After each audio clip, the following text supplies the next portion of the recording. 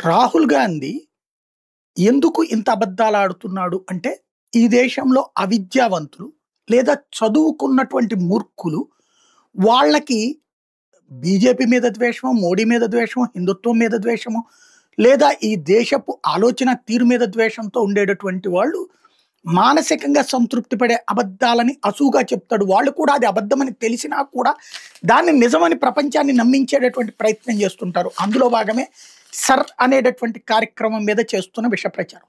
తనే 2 ఓట్లున్నాయి, 3 ఓట్లున్నాయి, లేకపోతే ఒక చోట సింగిల్ నెంబరు ఇవన్నీ చెప్పుకొస్తాడు.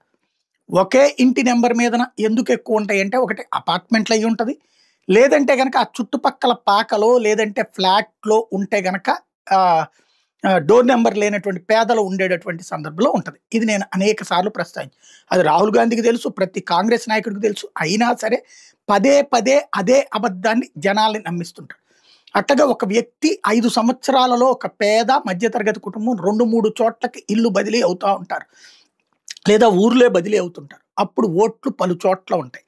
అది కొత్తగా వచ్చిన చోట ఓటు తీసుకుంటారు కానీ పాతది తీసేయడం కుదరదు.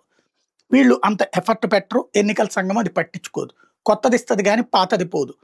అందువలన డబుల్ ఆర్ 3 ఆర్ 4 టైమ్స్ ఓట్లు ఉంటాయి.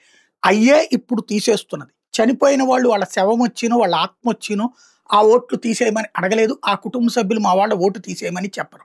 దాంతో ఆ ఓటు అట్లాగే ఉండిపోతుంది. ఇవన్నీ తొలగించడం అన్నటువంటిది ఇప్పుడు సర్ అనేది పెడుతోంది. అవన్నీ ఉన్నాయని ఆరోపిస్తున్న రాహుల్ అవి తీసేస్తుంటే తప్పంటున్నాడు, దాంట్లో కుట్ర అంటున్నాడు. అంటే ఏంటి? ప్రజలని మోసం చేస్తున్నాడు. ఎందుకు అంటే, ప్రజలని మోసం చేయడం ద్వారా మాత్రం విజయం సాధించడం తన లక్ష్యంగా కనబడుతోంది.